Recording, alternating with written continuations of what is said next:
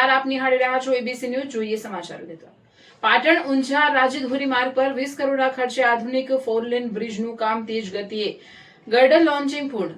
સ્લેબનું કામ પ્રગતિમાં. સપ્ટેમ્બર 2026 સુધીમાં બ્રિજ તૈયાર થવાની છે. પાટણ ઊંઝા રાજ્યધોરી માર્ગ પર વર્ષોથી વાહન ચાલકો માટે મુશ્કેલીરૂપ બનેલા સાંકડા બ્રિજને બદલે હવે આધુનિક 4 માર્ગીય બ્રિજનું નિર્માણ ઝડપભેર આગળ વધી રહ્યું છે. માર્ગ અને મકાન વિભાગ પાટણ દ્વારા સિદ્ધપુર પેટા વિભાગ હેઠળ આ મહત્વાકાંક્ષી પ્રોજેક્ટ હાથ ધરવામાં આવ્યો છે. રાજ્ય સરકારે 22 જાન્યુઆરી 2025ના રોજ આ પ્રોજેક્ટને 20 કરોડની વહીવટી મંજૂરી આપી હતી, જ્યારે 29 સપ્ટેમ્બર 2025 નિર્માણ કાર્ય શરૂ કરવામાં આવ્યું હતું.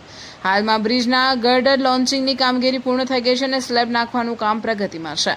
સમગ્ર પ્રોજેક્ટ 28 સપ્ટેમ્બર 2026 સુધી પૂર્ણ કરવાનો લક્ષ્યાંક રાખવામાં આવ્યો છે. નવા બ્રિજમાં કુલ 60 મીટરની લંબાઈ, 10.40 મીટરની પહોળાઈ, 4 લેન, 4 પિયર, 4 એબટમેન્ટ અને 6 સ્પાનનો સમાવેશ કરવામાં આવ્યો છે. બ્રિજના નિર્માણમાં post tension pre straight concrete girder જેવી આધુનિક ટેકનોલોજીનો ઉપયોગ કરવામાં આવી રહ્યો છે, જે બ્રિજને વધુ મજબૂત, સુરક્ષિત અને લાંબા આયુષ્યવાળો બનાવશે.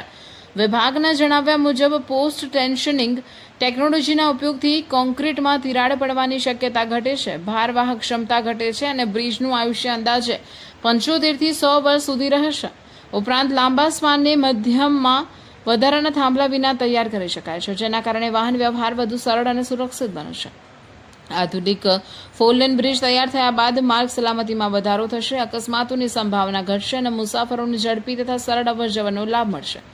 બ્રિજ પર ફૂટપાથની સુવિધા પણ ઉપલબ્ધ રહેશે, જે પગપાળા ચાલતા લોકોની સુરક્ષા વધારશે.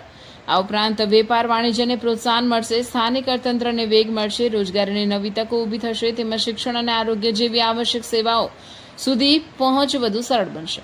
માર્ગ અને મકાન વિભાગે વિશ્વાસ વ્યક્ત કર્યો છે કે બ્રિજ પૂર્ણ થયા બાદ પાટણ ઊંઝા માર્ગ પર વાહન વ્યવહાર વધુ સુગમ, સુરક્ષિત અને લાંબા ગાળે ટકાઉ બનશે, જે સમગ્ર વિસ્તારના સર્વાંગી વિકાસમાં મહત્વપૂર્ણ યોગદાન આપશે.